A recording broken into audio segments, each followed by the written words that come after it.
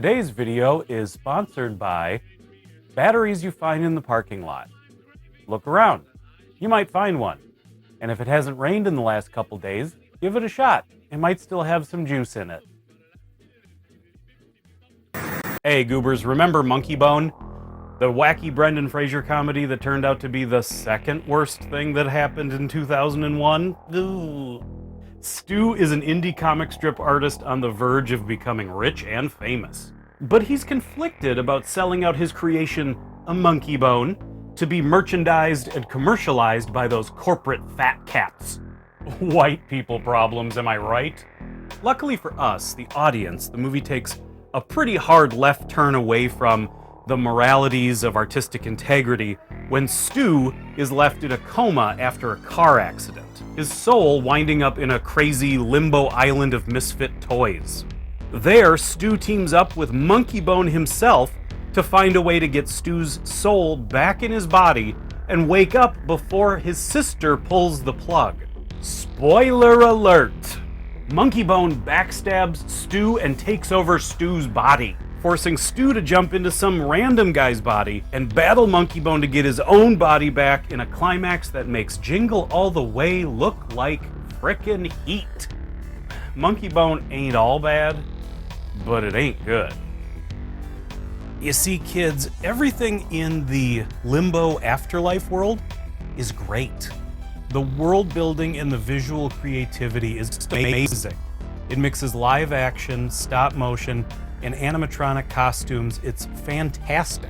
And it's all created by the guy who directed Nightmare Before Christmas. No, not Tim Burton. Tim Burton did not direct The Nightmare Before Christmas. Let's just clear that up. Henry Selick directed Nightmare Before Christmas, along with James and the Giant Peach, Coraline, and yes, Monkeybone.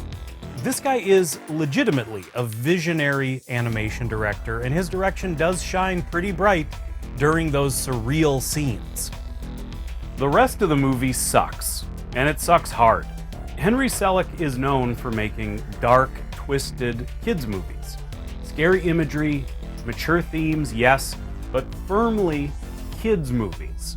And I suspect, I don't know, but I suspect that's probably what Monkeybone was originally supposed to be, but somewhere in production, the studio probably saw all that big fat South Park cash and said, "Hey Henry, I know you're half done with Monkeybone, but we were wondering, do you think you could retool your dark children's fantasy movie to be more of a brain-dead, boner-fueled fart nightmare?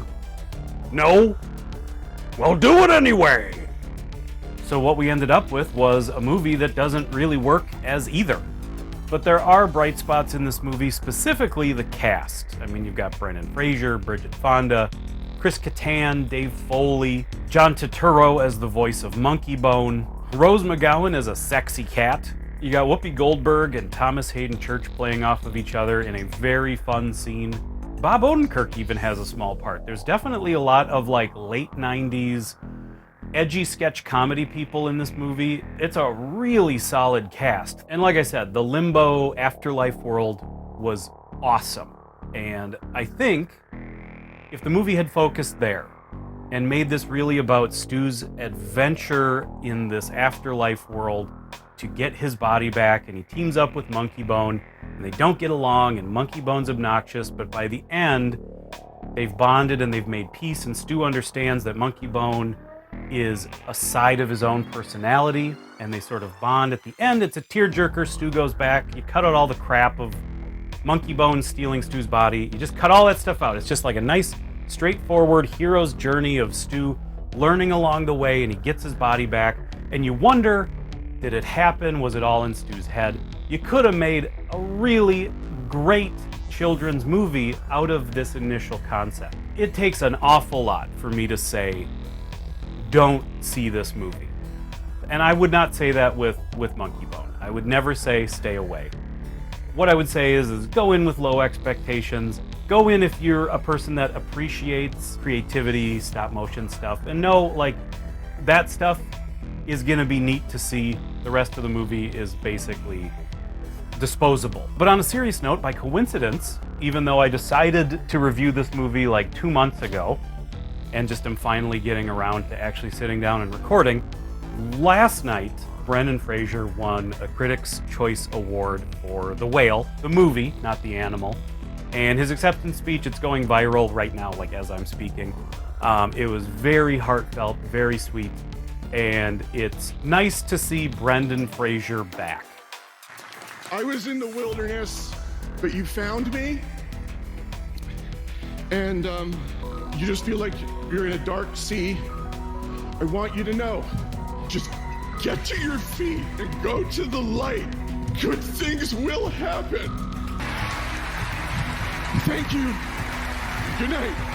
To paraphrase an old favorite movie of mine, Angus from 1995, Brendan Fraser, you've had your moment. Now go have another. I can't wait to see what you do next. But I swear to God, if you do some straight to Netflix Monkeybone 2 bullshit for some quick cash, I'm turning my back on you, buddy.